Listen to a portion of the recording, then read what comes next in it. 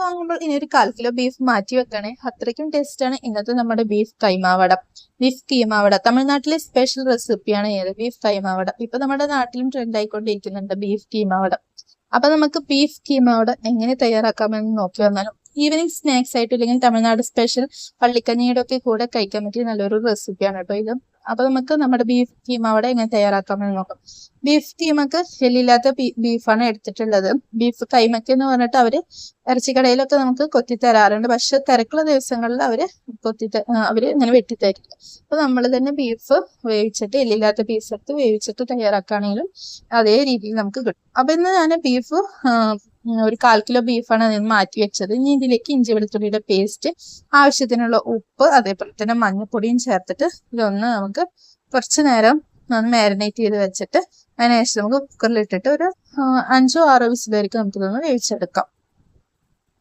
അപ്പൊ നല്ലൊന്ന് മിക്സ് ആക്കി കൊടുത്തിട്ട് ഇതൊന്ന് വേവിച്ചെടുക്കാം. അപ്പൊ നിങ്ങൾക്ക് ഈ വീഡിയോ ഇഷ്ടമായിട്ടുണ്ടെങ്കിൽ ഒന്ന് ലൈക്ക് ചെയ്യാനും, അതേപോലെ തന്നെ ചാനൽ ആദ്യമായിട്ട് കാണുന്ന കൂട്ടുകാരാണെങ്കിൽ ഒന്ന് സബ്സ്ക്രൈബ് ചെയ്തിട്ട് തൊട്ടടുത്തുള്ള ബെല്ലൈക്കൺ ഓൾ ഓപ്ഷൻ അടിച്ചാൽ മറക്കരുത്.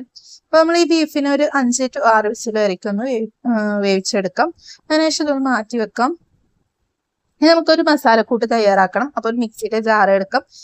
നമ്മൾ വളരെ എളുപ്പത്തിൽ തന്നെ തയ്യാറാക്കാൻ വേണ്ടിയിട്ട് മിക്സിയുടെ ജാറിലേക്ക് ആദ്യം തന്നെ പൊട്ടുകടലയാണ് എടുത്തിട്ടുള്ളത്. ഒരു 3 ടേബിൾ സ്പൂൺ പൊട്ടുകടല എടുത്തിട്ടുണ്ട്.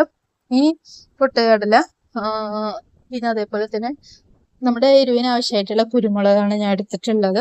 നിങ്ങൾക്ക് എരിവ് കുറവാണെങ്കിൽ മുളക് പൊടി അല്ലെങ്കിൽ കുരുമുളക് പൊടിയുടെ അളവ് കുറച്ച് കൂടുതൽ എടുക്കാവുന്നതാണ് കേട്ടോ. അതേപോലെ തന്നെ 1 ടീസ്പൂൺ പെരിഞ്ജീരകം, ചെറിയ ജീരകം ഒരു 1/4 ടീസ്പൂണും, അതേപോലെ മഞ്ഞൾപ്പൊടി, പിന്നെ മല്ലിപ്പൊടി ഒരു 1/4 ടീസ്പൂണോ അല്ലെങ്കിൽ 1.5 ടീസ്പൂൺ വരേക്ക് നമുക്ക് എടുക്കാം. പിന്നെ അതേപോലെ മഞ്ഞൾപ്പൊടി അതും ചേർത്ത് കൊടുക്കാം. ഇനി ഇതിലേക്ക് ഒരു 1/4 ടീസ്പൂൺ ഗരം മസാല പൊടിയും കൂടി ചേർത്തിട്ട് ഇത് നമുക്കൊന്ന് നല്ല രീതിയിൽ തന്നെ ഒന്ന് പൊടിച്ചെടുക്കണം. ഫസ്റ്റ് ഇതൊന്ന് പൊടിച്ചെടുക്കാം. എന്നിട്ട് ഈ പൊടിനെ നിങ്ങൾക്ക് മാറ്റി വെച്ചിട്ട് വേണമെങ്കിലും സവാള ചെറുതാക്കി കട്ട് ചെയ്തെടുത്തിട്ട് അത് അരിഞ്ഞ് ചേർത്ത് കൊടുത്താലും മതി. ഞാനിവിടെ ഇതിലിട്ടിട്ട് ഒന്ന് അരച്ചെടുക്കുന്നുണ്ട്. ഇപ്പൊ ഗരം മസാലയും കൂടി ചേർത്തിട്ടുണ്ട്. ഇനി ഇതിലേക്ക് ഒരു 1/4 കപ്പ് തേങ്ങ ചെറിയതും കൂടി ചേർക്കണം. അതേപോലെ തന്നെ ഇപ്പൊ നമ്മൾ ഇതേപോലെ പൊടി ചേർത്തിട്ടുണ്ട്. ഇനി നമുക്ക് ഇതിലേക്ക് ഞാനിവിടെ ഒരു സവാളയും അതേപോലെ തന്നെ 10 അല്ലി ചുവന്നുള്ളിയാണ് എടുത്തിട്ടുള്ളത്. നിങ്ങൾക്ക് ഇത് കട്ട് ചെയ്തും ചേർക്കാവുന്നതാണ്. ഇല്ലെങ്കിൽ എന്താ പറയാ ഇതില് മിക്സിയിൽ ഇതേപോലെ ഇട്ടിട്ട് അരച്ചെടുത്താലും മതിയാവും കേട്ടോ. അപ്പൊ ഇതൊന്ന് ഇട്ട് കൊടുത്തതിന് ശേഷം ഇതിലേക്ക് ഇനി കുറച്ച് കറിവേപ്പില, ഇഞ്ചി വെളുത്തുള്ളിയുടെ പേസ്റ്റ് ഇതിലേക്ക് ഇട്ട് കൊടുക്കണം. അതേപോലെ തന്നെ കുറച്ച് കറിവേപ്പില, പച്ചമുളക്, അതേപോലെ തന്നെ കുറച്ച് ഒരു 1/4 കപ്പ് തേങ്ങ ചെറിയത്, പിന്നെ ഇതിലേക്ക് മല്ലിയിലയും കൂടി ചേർത്തിട്ട് അരച്ചെടുക്കാം. അപ്പൊ നമ്മള് അരപ്പിനൊന്ന് അരച്ചെടുക്കാം. ഇതേ രീതിയിൽ നമ്മൾ വെള്ളം ഒഴിച്ചിട്ട് അരച്ചെടുക്കണം. അപ്പൊ തേങ്ങ മല്ലിയില ചേർത്തിട്ട് ഒന്ന് അരച്ചെടുക്കാം. എന്നിട്ട് നമുക്ക് അരപ്പ് ഒന്നും കൂടി അരഞ്ഞ് കിട്ടണം. അപ്പൊ അതിന് വേണ്ടിയിട്ട് കുറച്ചും കൂടി വെള്ളം ഒഴിച്ചിട്ട് അരച്ചെടുക്കാവുന്നതാണ് കേട്ടോ. ഇനി ഇത് അരപ്പൊന്ന് മാറ്റി വെച്ചതിന് ശേഷം നമുക്ക് മിക്സിയുടെ ജാറിലേക്ക് നമ്മൾ നേരത്തെ ബീഫ് വേവിച്ച് വെച്ചിട്ടുണ്ടായിരുന്നല്ലോ, ആ ബീഫിന് നമ്മൾ മിക്സിയുടെ ജാറിലേക്ക് ഇട്ടിട്ട് ഒന്ന് ക്രഷ് ചെയ്തെടുക്കാം. ഇപ്പോ നമ്മള് ചൂടുണ്ട്, ചെറിയ ചൂടുണ്ട് ബീഫ്, എന്നാലും വേണ്ടില്ല. നമ്മള് ബീഫ് ഇട്ടിട്ട് കുറച്ച് മട്ടൻ മസാല അല്ലെങ്കിൽ ചിക്കൻ മസാല, നിങ്ങളുടെ കയ്യിൽ ഏത് മസാല ഉള്ളത് വെച്ചെങ്കിൽ അതും കൂടി ഇട്ടിട്ട് ഇതൊന്ന് അടിച്ചെടുക്കും.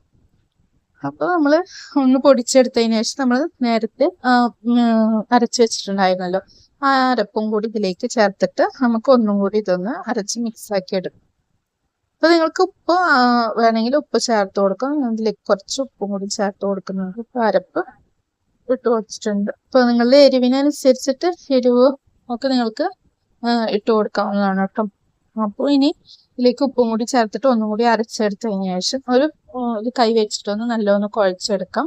അതിനുശേഷം ഒരു അരമണിക്കൂറിന് ശേഷം നമുക്ക് ഇതൊന്ന് ഫ്രൈ ചെയ്തെടുക്കാം. അപ്പൊ നമ്മൾ ഇവിടെ കുഴച്ചെടുത്തിട്ടുണ്ട്. ഇനി നമുക്ക് ചൂടായ എണ്ണയിലേക്ക് ഇത് ഓരോന്നായിട്ട് വടയുടെ രൂപത്തിൽ തട്ടി കൊടുത്തിട്ട് നമുക്ക് ഫ്രൈ ചെയ്തെടുക്കാവുന്നതാണ്. അപ്പൊ ഞാനിത് നല്ല രീതിയിൽ തന്നെ കുഴച്ചെടുത്തിട്ട് ഒരു അരമണിക്കൂർ റെസ്റ്റ് ചെയ്യാൻ വേണ്ടി വെക്കുന്നുണ്ട്. മസാലയൊക്കെ നമുക്കൊന്ന് ടേസ്റ്റ് ചെയ്ത് നോക്കാം. എന്തെങ്കിലും കുറവുണ്ടെങ്കിൽ നമുക്ക് ഇപ്പോൾ ചേർക്കാവുന്നതാണ്. ഇല്ല വെള്ളം കൂടിയ പോലെ തോന്നുകയാണെങ്കിൽ ഒരു 1/4 ടീസ്പൂൺ, ഒരു 1.5 ടീസ്പൂണൊക്കെ നമുക്ക് അരിപ്പൊടി വേണമെങ്കിൽ കോൺഫ്ലവർ വേണമെങ്കിൽ ചേർക്കാവുന്നതാണ് കേട്ടോ. വെള്ളം കൂടിയിട്ടുണ്ടെന്ന് തോന്നിയാൽ മാത്രം ചേർത്ത് കൊടുത്താൽ മതി. ഇല്ലെങ്കിൽ അതൊന്നും ചേർത്ത് കൊടുക്കേണ്ട ആവശ്യമില്ല. ഞാനൊരു പാൻ അടുപ്പത്തേക്ക് വെച്ചിട്ടുണ്ട്. പാൻ നല്ലൊന്ന് ചൂടായിട്ടുണ്ട്. നമുക്ക് ഇതേപോലെ തട്ടിയിട്ട് ഓരോ കടയായിട്ട് ഇട്ട് കൊടുക്കാം. ഇപ്പൊ നമ്മുടെ ബീഫ് കീമ ഇവിടെ റെഡി ആയിട്ട് വരുന്നുണ്ട്.